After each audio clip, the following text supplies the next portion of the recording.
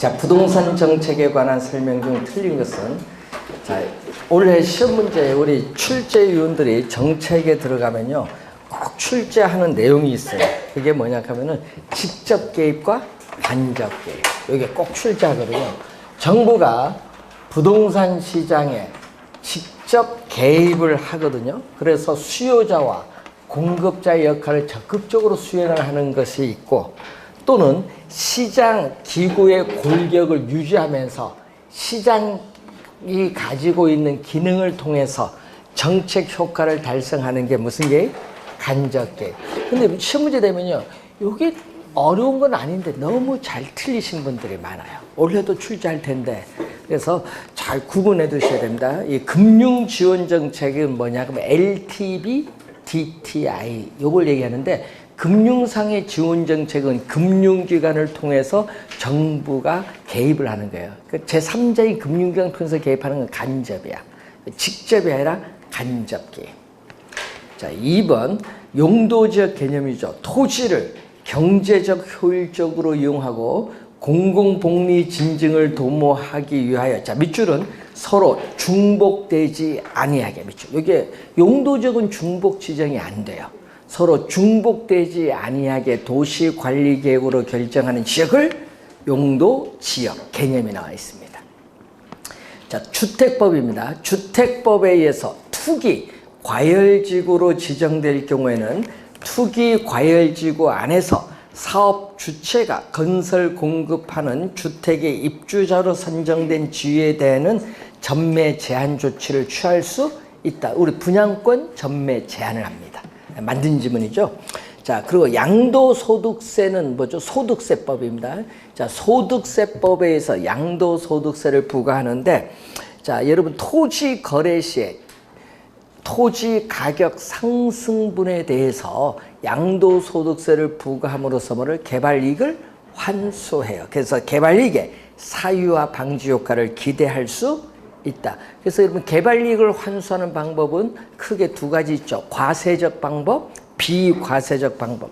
과세적 방법의 대표적인 지금 양도소득세 제도가 있고, 비과세적 방법 시험에 지금 2번 최근에 출제된 개발부담금 제도. 최근에 2번 출제했죠, 개념. 자, 5번째. 간접이 아니라, 요거 작년, 재작년 2년 연속 출제했어요. 직접 개입의 토지 은행제도 또는 토지 비축제도. 요것만 있는 것이 아니라 뭐죠? 공영개발, 토지 수용, 분양가 규제, 임대료 규제, 또는 우리 관련해서 공공주택 공급, 뭐 이런 거 전부 직접 개입을 하는 방법이에요.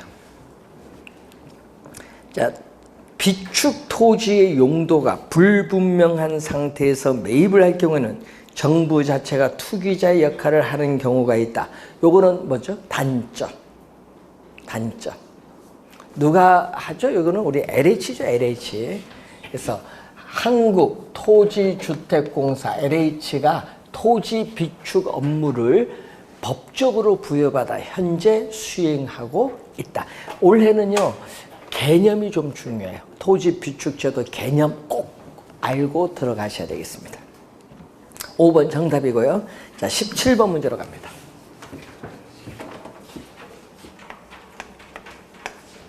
자, 한 재화의 시장 수요 공급 함수가 주어졌죠. 자, 이 얘기거든요. 수요는 공급이 주어졌는데, 수요는 얼마? 지금 문제에서 QD는 300-2P, 공급은 QS는 50 플러스 3P. 하여튼 수요 공급 주어지면 균형은 얼마? 균형은 수요량과 공급량이 서로 어떻게 돼? 같다. 300 플러스 얼마? 2P. 300 마이너스 2P는 수요량. 50 플러스 3P는 뭐다? 공급량이 서로 같다. 수요량, 공급량이 서로 같다. 마이너스 2P가 넘어가면 3P와 2P를 대주니까 얼마? 5P. 300에서 500을 빼면 얼마? 250. 그럼 양변에 5로 나눠주면 얼마? 50이야. 자, 그러면 시장의 균형 가격은 얼마다? 50이 주어졌어. 그런데 문제는, 자, 이 균형 가격보다 얼마? 12. 12만큼 뭐 낮은 수준에서 우리는 규제를 한다. 그럼 규제를 하면 어떻게 돼? 요 얘기죠. 12만큼 낮으니까 얼마? 38에서 규제를 해요. 그러면 요걸 뭐라고 해요? 최고 가격제 또는 가격 상한제야. 최고 가격제 또는 가격 상한제라고 해. 그럼 1번 아니면 3번 아니면 5번인데 규제 후 가격이 얼마? 38이니까 1번 아니면 3번이 정답이야. 예, 1번 아니면 3번. 자, 그러면은 뭐가 발생해야 돼? 우선은 여기 뭐죠? 공급량. 공급량인데 요 P 자리가 중요하죠. 얼마 들어가야 된다? P 자리에 38이 들어가면 되지. 공급량 얼마? 38에 3 곱하면은 114에 50다니까 164. 우리가 수요 곡선과 만나는 점은 수요량 얼마? 38 그러면 2 하면 76이죠. 224, 300에서 빼니까 그러면은 요 크기가 뭐죠? 초과 수요가 발생하죠. 요거 구하는 것도 잘 내요. 초과 수요는 224에서 164를 빼니까 얼마? 60이 초과 수요고 또 뭐가 돼? 거래량 요 164. 여러분 공급량이 164이기 때문에 수요가 224든 100, 1000이든 만이든 관계없어요. 항상 공급량이 적다 보니까 공급량 수준에서 거래가 이루어져요. 거래량은 얼마? 공급량 수준인 164. 1번 정답.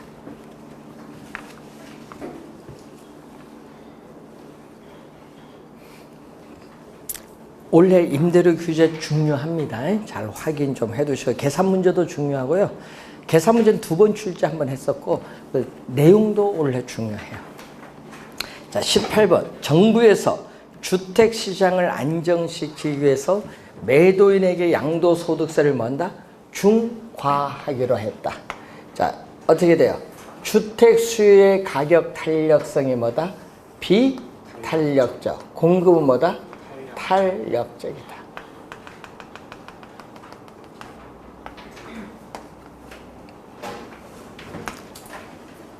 자, 이때 양도소득세를 어떻게 돼요? 중과를 하면은 세금액만큼 공급 곡선의 수직으로 상향 이동할 때 가격은 오르고 거래량은 감소를 해요. 자, 요 크기가 뭐다? 세금이야. 세금. 요 수직거리는 요 세금입니다. 자, 그럼 1번 양도소득세 납부 후에 매도인이 실제로 받는 금액은 어느 거? 요거죠. 매도인이 실제로 받는 금액은 양도소득세 중과 전보다 뭐 항상 낮습니다. 1번 맞는 질문. 2번 양도소득세가 중과되기 전보다 중과 후에 거래량 뭐다? 감소한다. 2번도 맞고 양도소득세 중과 후에 매수인이 지불하는 가격은 어느 거? 매수인이 지불하는 가격은 요거. 이 가격은 중과 전보다 뭐 높다. 맞고 4번 양도소득세 중과 효과는 뭐죠? 가격 상승을 통해서 누가 부담? 수요자인 매수자가 많이 부담하고 공급자는 뭐다? 공급자에게 적게 부담하니까 누구? 매수인에게 더 큰 작용을 해요. 그래서 4번 어떻게 돼요? 정답. 매수인에게 더 큰 작용을 합니다. 매수인, 이런 매수인은 비탄력적이니까 가격 변화에 민감하지 않다. 공급은 탄력적이니까 가격 변화에 민감하게 반응한다. 여기 5번 셀. 자, 19번. 부동산 투자의 위험과 수익에 관한 설명으로 틀린 것은 위험 추구형 투자자가 나오는데 2개가 있거든요. 자, 여러분이 A, B 2개의 투자안이 있거든요. 그래서 기대의 수익률이 동일하다. 자, 기대의 수익률이 A, B 2개의 투자안의 기대의 수익률이 동일할 때 위험이 위험이 낮은 것을 기대 수익률이 동일할 때 위험이 낮은 투자를 선택하는 것은 위험 회피형 투자자. 이것은 위험 회피형 투자자. 그런데 기대 수익률은 같은데 반대로 위험이 뭐를 높은 것을 선택하는 게 위험 선호형 또는 위험 추구형. 위험 선호형, 위험 추구형 투자자.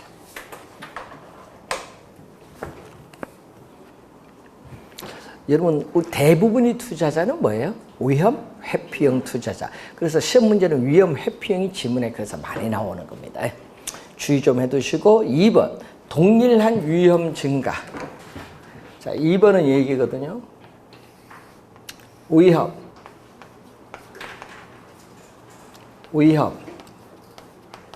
기대 수익률 평면에서 위험이 제로일 때 얻을 수 있는 이 수익률을 무위험 자산의 수익률. 이건 무위험률의 크기인데 위험 회피형 투자자는 위험 X축에 대해서 이렇게 볼록한 곡선이 위험 회피형 투자자예요.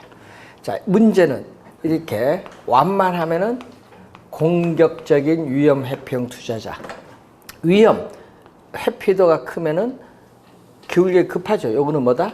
보수적인 위험 회피형 투자자. 자, 그러면 지금 현재 위험이 요거야. 위험이 R 제로인데 위험이 동일하게 증가했어요. 동일하게 증가하면은 공격적인 투자자가 요구하는 기대 수익률보다 보수적 투자자가 요구하는 수익률은 더 요것보다 이게 더 높죠. 이게 2번 설명. 3번 투자자가 위험을 전혀 부담을 하지 않고 기대할 수 있는 수익률은 뭐에서? 위험 조정 할인율. 위험 조정 할인율을 뭐라고 한다? 요구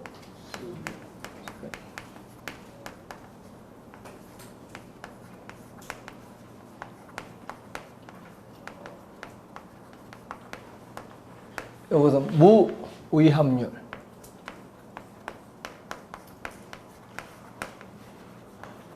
무위험률에서 뭐를? 위험 할증률을 대준다. 자, 여기에 높으면 이것도 작년에 정답을 여기서 물었죠. 자, 체계적 위험에 따르는 할증률이 높으면 이것도 높다. 하여튼 시험에 자주 내요. 좀 주의 좀 해두시고 이게 여러분이 3번 설명이죠. 무위험률, 위험을 전혀 수반하지 않을 경우 얻을 수 있는 수익률은 위험 조정 할인율에서 뭐를 뺀다? 위험 할증률을 뺀 값이다. 자, 4번 부동산 투자의 위험도에 따라 추가적으로 요구되는 수익률은 요거. 추가적으로 요구되는 수익률은 요거. 요걸 뭐라고 한다? 리스크 프리미엄. 리스크 프리미엄을 위험 할증률 또는 위험 보상률. 위험 할증률을 다른 말로 위험 보상률. 시장에서 증대되는 위험에 대한 대가를 말합니다. 5번 위험과 기대 수익률은 요거죠. 자, 여러분 위험이 높을수록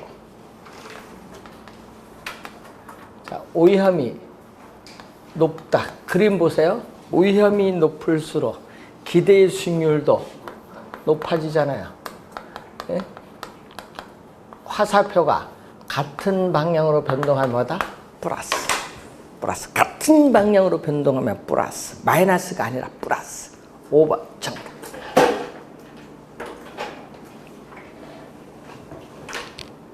20번 오피스 빌딩, 아파트, 호텔 부동산에 대해서 경제 환경 변화를 시나리오별로 나눠서 향후 5년간 수익률을 추정한 결과는 아래와 같다. 모든 투자자가 뭐라고 했어요? 위험 회피적, 밑줄 위험 회피적이라고 했어요. 틀린 것. 자, 오피스 빌딩과 호텔에 비해서 아파트. 자, 밑줄 읽었습니다. 실년 수익률이 기대 수익률에 가까울 가능성이 가장 크다. 밑줄. 요게 포인트인데, 그러면 실현 수익률이 기대 수익률에 가까울 가능성이 가장 크다. 이 말은 위험이 가장 낮다는 거야. 그럼 위험이 가장 낮은 것은 위험은 표준편차 표를 보는데 표준편차가 위험이거든요. 표준편차가 작을수록 위험도 낮아요. 그럼 가장 낮은 건 뭐다? 아파트지. 3.54 가장 작잖아요. 아파트. 1번 맞는 질문. 자, 3번 질문 볼까요? 위험이 높을수록. 자, 위험. 자, 3번 질문 보시면요. 3번 위험은 뭐다? 표준 편차를 말해요. 자, 가장 낮은 건 아파트죠. 네? 두 번째는 뭐다? 오피스 빌딩. 가장 높은 것은 뭐다? 호텔. 기대 수익률 또 표에서 기대 수익률도 가장 낮은 건 아파트. 또 이런 관계가 있어요. 자, 그러면 3번 질문 요걸 보면 돼요. 위험이 부동산 유형별로 위험이 높을수록 뭐도 기대 수익률도 높은 것을 알 수 있다. 이게 3번 설명. 4번 아파트 투자인 경우에 자, 기대 수익률 단위당 위험도 올해 작년에도 지문 속에 나왔거든요. 변이계수 또는 변동계수. 자, 4번은요. 변이계수, 변동계수인데 이 기대 수익률 단위당 위험도. 자, 기대 수익률 단위당 위험도인데 위험은 뭐를 갖고 측정?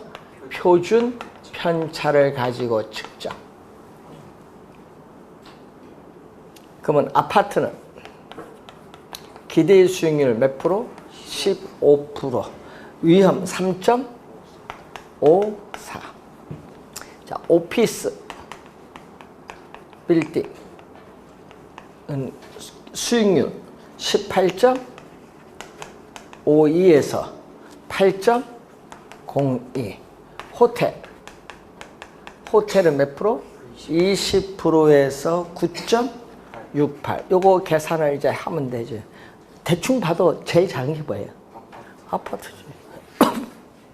그래서 아파트 투자인 경우 기대 수익률 단위당 위험도가 가장 낮았다. 맞는지. 5번 세 가지 유형의 부동산 수익률이 자, 완전한, 여러분 완전히 상호 연관되어 있지 않다. 이 말은 뭐죠? 완전히 상호 연관되어 있지 않다는 것은 상관계수가 마이너스 1이나 플러스 1이 아니라는 거야. 마이너스 1이나 플러스 1이 아니라는 거예요. 이럴 경우에 분산 투자를 하면은 피할 수 있는 위험인 비체계적 위험을 뭐다? 감소시킬 수 있다. 2번 정답이죠. 기대 수익률이 가장 높은 것으로 추정된 자, 호텔 밑줄은 호텔 부동산에 우선적으로 투자 밑줄 여기 틀렸죠. 자, 여러분이 호텔 부동산에 우선적으로 투자가 안 돼. 호텔은 위험도 높고 기대 수익률도 높기 때문에 평균 분산의 지배 원리가 적용되지 않아요. 그렇기 때문에 어떻게 돼요? 투자자의 위험에 대한 태도에 따라 호텔에 우선적으로 투자할 수도 있지만은 또 뭐 아파트에 투자할 수도 있지. 그러니까 호텔에 우선적으로 투자하면은 틀린 지문입니다. 지배 원리가 적용되지 않는다. 2번 정답. 21번 회계 기록을 검토하여 부동산 평가에 사용될 수 있는 수지 명세서를 작성하고 있다. 회계 기록상 누락되어 있는 것 중에서 안정적인 영업경비를 구하는 데 첨가될 항목이 아닌 것. 영업경비입니다. 관리비, 유지비, 수선비, 화재 보험료, 재산세, 각종 부담금, 대체준비금 이런 건 다 들어가요. 그런데 감가상각비, 여러분 감가상각비죠. 부동산 사용에 따라 소모되는 감가상각비, 소유자, 급여, 봉급, 개인적, 업무비, 부동산 가격을 증가시키는 자본적 지출에 뭐 대수선비 같은 거거든요. 이런 것은 영업경비에 포함되지 않는다. 4번 정답.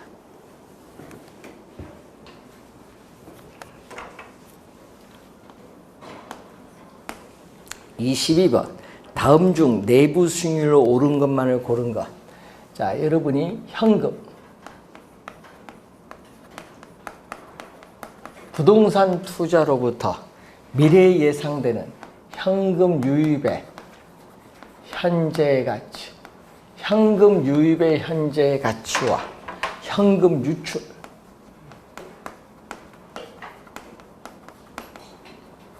현금 유출의 현재 가치.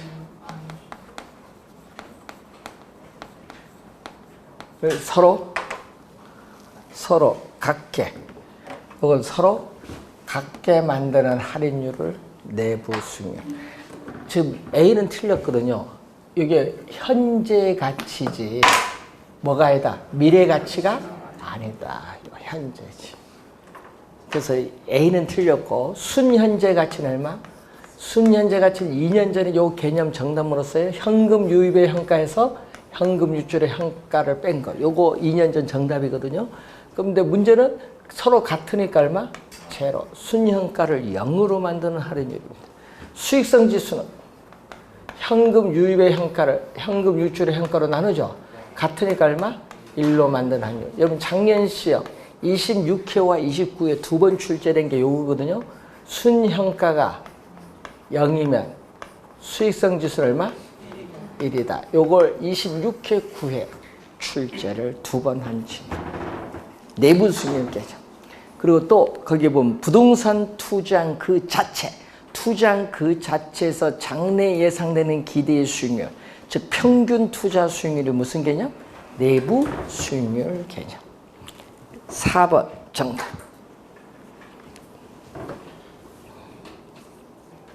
자, 23번. 다음의 자료를 통해서 구한 값으로 틀린 것은, 자, 유효 표에서 봤더니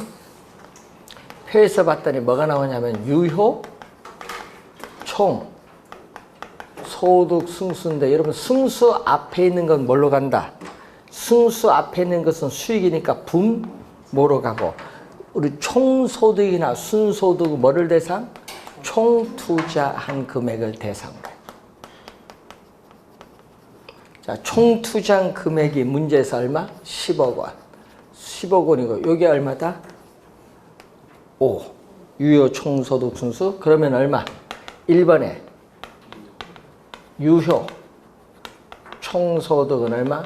5분의 10억 원이니까 얼마? 2억 원. 이게 1번 설명이죠. 2번.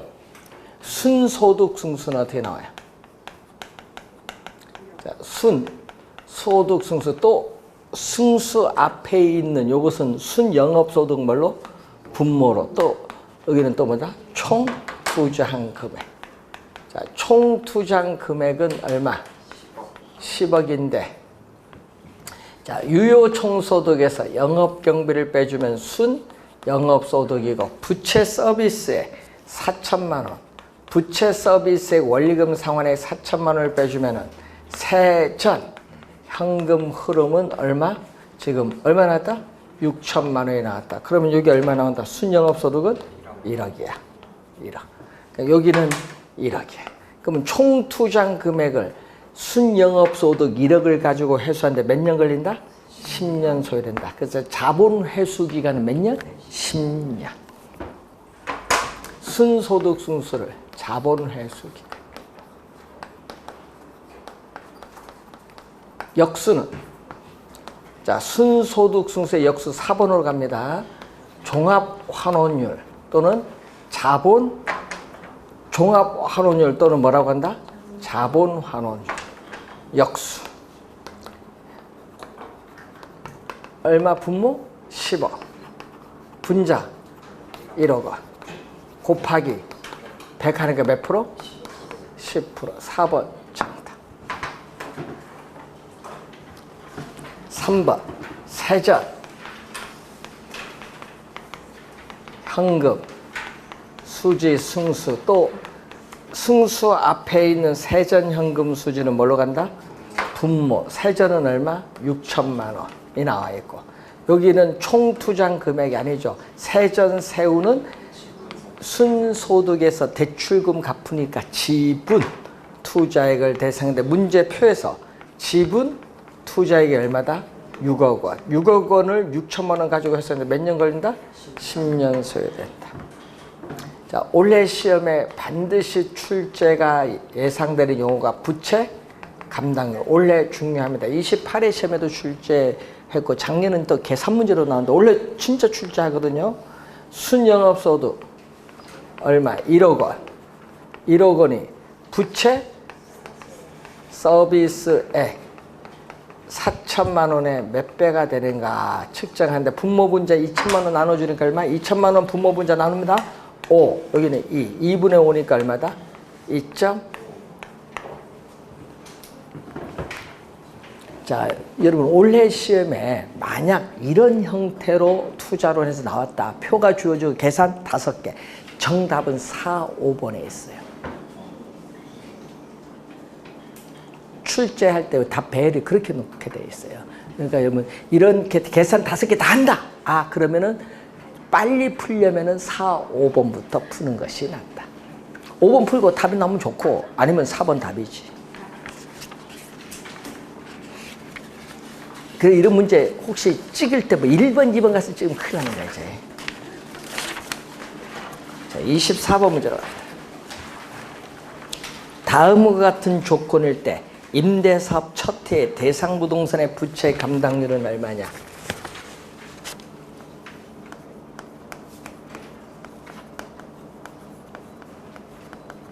순영업소득 얼마? 4,500만 원. 그럼 분모는 뭐가 와야 돼? 부채 서비스액 원리금 상환액인데 상환 조건은 매년 원리금 균등 분할 상환 조건.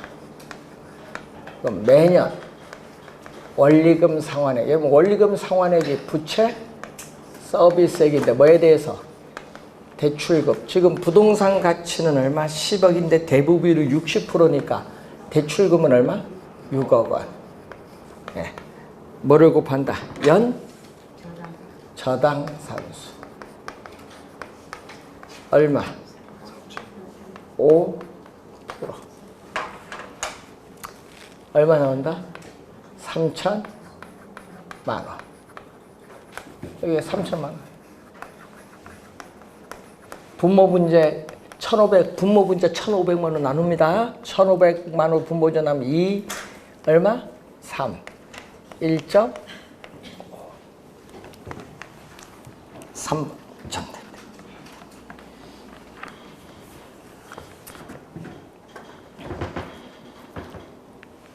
25번. 현진이는 4억 원짜리 주택을 구입을 하기 위해서 은행으로부터 대부비율 60%에 해당하는 2억 4천만 원을 연이자율 8% 10년간 매년 말 상환, 매년의 동그라미 상환 조건으로 대출받았다. 이거는 뭐다? 원금 균등 CAF 원금 균등 분할 상환 조건일 경우에 6년째 말인데 자 매년이죠.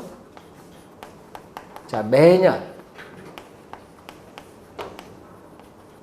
원금 상환액은 대출금 얼마? 2억 4천만 원. 대출기간 만기 10년. 그럼 1회차 2,400만 원. 5회 6회.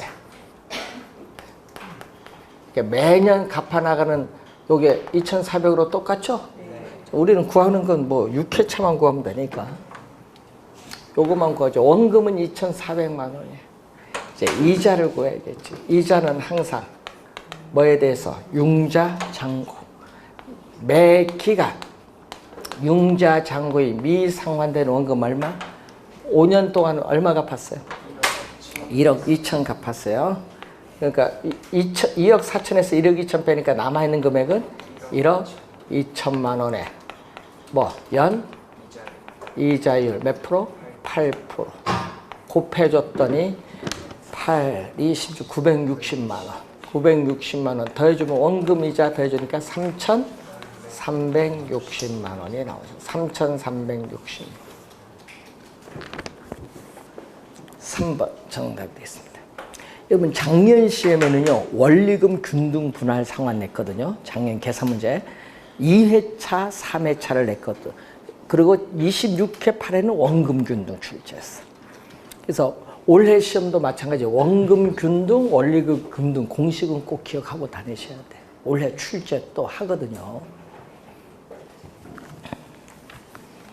자, 26번 대출 상환 방식에 관한 설명으로 틀린 것은 원금 균등 분할 상환 방식은 대출 기간 동안 매기 원금을 균등하게 분할 상환하죠.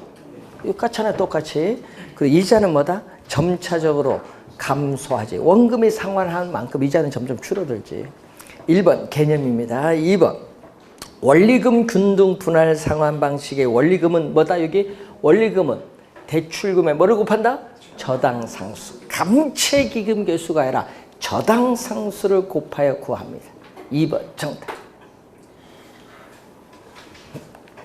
만기 일시 상환 방식은 뭐다? 원금 만기 일시 상환이에요.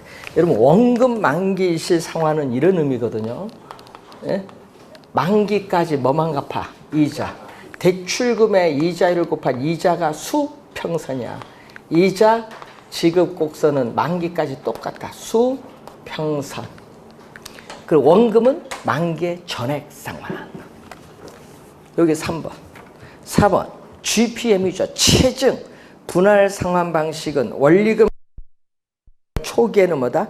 작게 하고 시간이 경과할수록 원리금 상환액 부담을 늘려가는 상환 방식이에요. 그렇기 때문에 미래에 소득이 증가할 것으로 예상되는 젊은 소득계층에게 유리한 상환 방식이 됩니다. 5번 원리금 균등 분할 상환 방식은 원금이 상환됨에 따라 매기 이자 비중은 점차 줄고 뭐는 원금은 점점 증가합니다. 이런 의미거든요. 이자, 지급 곡선, 원금 상환 곡선. 자, 여러분 만기인데 이렇게 처음에는 이렇게 이자가 가장 많은데 기간이 경과할수록 이자는 점점 줄어들고 원금은 가장 낮다가 기간이 경과할수록 상환의 규모는 점점 늘어나죠. 요 말을 작년에도 출제하고 재작년에도 출제했어. 하여튼 요 원금 쪽 얘기가 많이 나와요. 좀 주의하도록 합니다. 27번 CMO를 우리 뭐라고 하죠? 다계층 저당 채권. 자, 얘기죠. 여러분 저당 풀, 여러분 그 저당 풀을 그 안에 보니까 모기지 풀. 근데 여러분 우리 배운 건 뭐예요? 저당 풀, 모기지 풀인데 이걸 여러분 귀에 익은 용어로 쓰면은 주택 저당 채권 집합물. 귀에 익은 용어로 쓰면. 자, 발행자가 요거에 대한 뭐를 가지고 있다? 소유권을 가져요. 여러분이 우리 MBB 있잖아요. MBB, MPTB, CMO, MPTB를 확대한 게 뭐다? CMO잖아요. 요거 세 개는 다 뭐야? 채권이야, 채권. 채권은 발행자, 발행기간에 뭐를 담보로? 요걸 담보로 하는 거예요. 주택, 저당 채권, 집합물. 이게 바로 모기지 풀이거든요. 이걸 뭘로? 담보. 이걸 담보로 해서 발행기간의 신용을 가지고 채권을 발행해서 투자자에게 매각하니까 요 소유권 누가 보유한다? 발행기관. 그러니까 여러분 기억, 니은에서 니은은 틀려요. 기억이 맞는지. 디귿 요거죠. 이 저당 풀 요걸 담보로 발행되는 채권 맞습니다. 디귿 맞고 네 번째는 CMO는 어떻게 돼? 이 저당 풀을 만기와 이자율이 다양한 1년, 2년, 3년, 5년, 7년, 10년, 15년 이렇게 만기와 이자율이 다양한 형태의 채권으로 발행해. 요걸 나누어진 이 그룹을 뭐라고 해? 트렌치.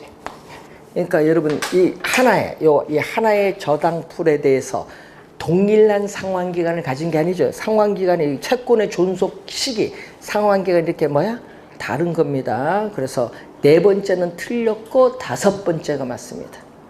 3번 정답. 해석이 되겠죠? 투자자는 뭐를 가지고 있어요? CMO는. 발행기간 요구하고 투자자는 원리금, 수취권, 원금 이자를 받잖아요. 원금 이자를 받을 수 있는 권리를 가지고 있기 때문에 차입자가 조기 상환하면 발행기관도 누구에게? 투자자에게 조기 상환하기 때문에 조기 상환에 따른 위험은 누가 부담한다? 투자자가 부담. 꼭 세트 같이 다닌다는 거. 28번 투자회사에 관한 설명으로 틀린 것. 자기관리 부동산 투자회사의 설립 자본금은 3억이 아니라 5억 원 이상. 위탁관리와 기업 구조조정이 얼마? 3억 원이지. 영업 1번은 설립 자본금이고요. 2번은 최저 자본금이에요. 영업인가를 받거나 등록을 한 날부터 6개월이 지난 위탁관리 부동산 투자회사 및 기업 구조조정 부동산 투자회사의 자본금은 각각 50억, 70억은 자기관리 부동산 투자회사. 틀린 질문. 부동산 투자회사는 부동산 등 자산의 운용에 관하여 회계 처리를 할 때는 국토교통부가 아닙니다. 금융위원회. 국토교통부가 아닌 금융위원회가 정하는 회계 처리 기준에 따라야 한다. 4번 부동산 투자회사는 영업인가를 받거나 등록을 한 날부터 2년 이에 발행하는 주식 총수의 30% 이상을 일반의 청약에 제공해야 된다. 4번은 주식 공모예요. 4번은 뭐다? 주식 공모.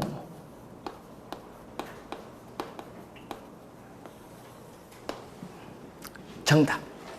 5번은 주식 분산. 주주 1인과 그 특별 관계자는 최저 자본금 준비 기간이 끝난 후에는 부동산 투자 회사가 발행한 주식 총수의 100분의 40이 아니라 100분의 50, 50%입니다. 100분의 50을 초과하여 주식을 소유하지 못한다. 5번은 주식 분산으로서 1인당 주식 소유 한도를 말합니다. 원래도 법 조문이 우리는 계속 출제하고 있죠. 자, 29번.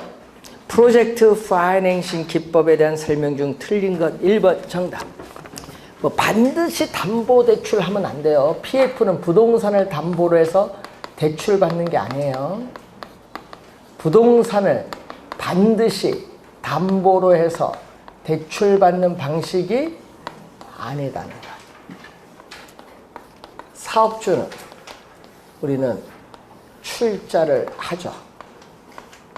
뭐를 위해서?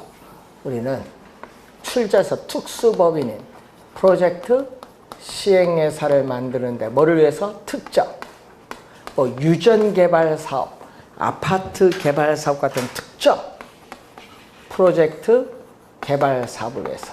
그럼 부동산 담보가 아니라 특정 프로젝트 개발 사업에 뭐를 담보로 한다? 미래의 수익성, 이 사업성을 담보로 한다. 이것을 담보로 해서 누구의 명의? 프로젝트 시행회사의 재무상태표상의 부채로 회사채를 발행해서 개발사업에 필요한 자금을 조달하는 거예요. 이걸 담보로 하는 거예요. 1번 정답. 2번 프로젝트 자체로부터 발생하는 현금 흐름. 그 현금 흐름 요거죠. 미래 수익성. 이 현금 흐름을 근거로 필요 자금을 조달합니다. 2번은 개념이죠. 3번 사업시장의 원리금 상황은 어떻게 돼? 특정 프로젝트 개발 사업으로부터 발생하는 이 미래의 현금 흐름. 이 미래의 현금 흐름이 회사채를 발행했을 때 그 회사채에 대한 뭘 삼는다? 상환의 재원으로 보는 거죠. 3번 맞고 통상적으로 대규모 자금이 소요되고 공사기간이 장긴 사업에 적합한 자금 조달 수단 맞습니다. 다양한 사업 주체가 참여하죠. 원료 공급자, 구매자, 국책사업일 경우 정부, 시공회사인 건설회사, 그리고 부동산 신탁회사, 다양한 사업 주체가 참여하고요. 이해 당사자 간의 위험이 배분 가능하죠. 왜? 다양한 형태의 보증을 요구함으로써 위험 배분, 분산이 가능합니다. 올해 PF 중요합니다. 올해. 니츠 PF는 하여튼 단골로 출제되는 유형입니다. 30번 부동산 분석의 단계에 관한 설명으로 튼 것은 부동산 시장은 지역 경제에 의해서 영향을 받기 때문에 먼저 뭐를 분석한다? 지역 경제 분석을 먼저 해야 돼. 그 다음에 이 지역 경제 분석을 토대로 해서 두 번째 나오는 게 시장 분석을 해야 돼.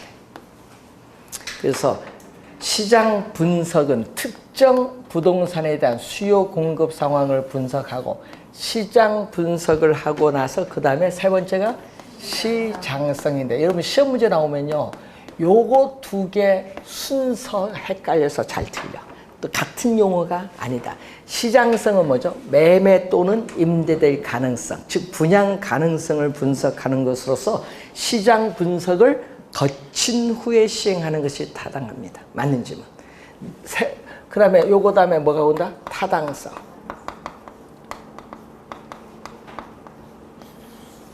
그래서 타당성 분석은 투자로 인한 수익성을 분석하는데 시장성 분석 이전에 하는 것이 아니라 이후에 하는 거. 3번 정답. 그리고 타당성 분석이 하면 마지막에 무슨 분석? 투자 분석이 이루어지죠. 타당성 분석에서의 현금, 세후죠. 세후 현금 수지 정보를 근거로 시행하는 것이 바람직하고 투자 사업 최종적으로 할 거냐 안 할 거냐 시행 여부를 결정합니다.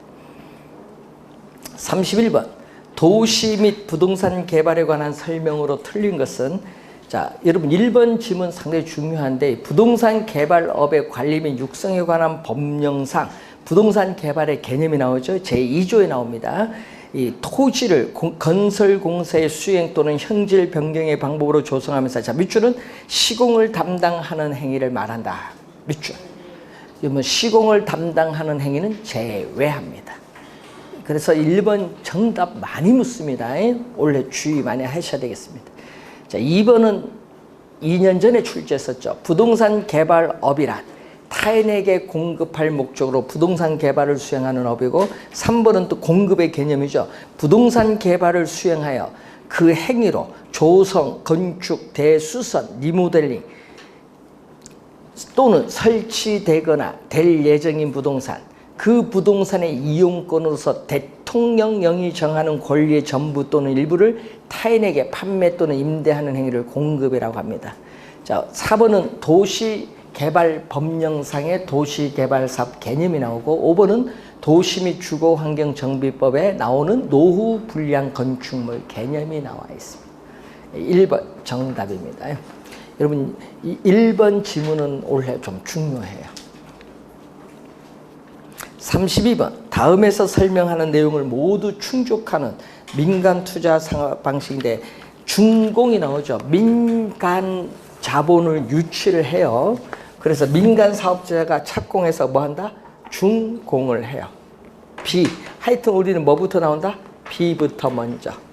그 다음에 뭐다? 소유권을 정부 또는 지방자치단체 이전시켜서 트랜스퍼, 이전시켜서 귀속시키고 그 대가로 받은 시설의 관리 운영권을 가지고 해당 시설을 직접 운영해서 수익을 내는 방식이죠. 도로, 터널, 철도, 항만 등의 우리가 사업에 적합하다. BTO, 올해 시험에요. BTO, BTL 구분 잘 해두셔야 돼.